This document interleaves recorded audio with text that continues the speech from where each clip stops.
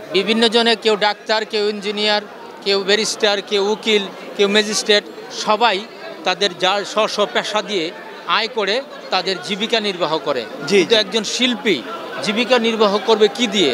এখানে যদি আগে পেটের চিন্তা করে তাহলে কিন্তু মঞ্চের চিন্তা করতে পারে না।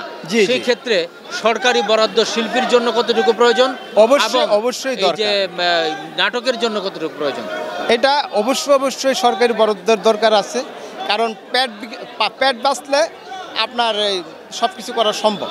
কিন্তু অনেক লোকের প্রতিভা আছে, কিন্তু প্রতিভা ফুটাই তোলার মতো তাদের ওই যে শো করার দরকার, শো করার মতো টাকা নেই তাদের কাছে।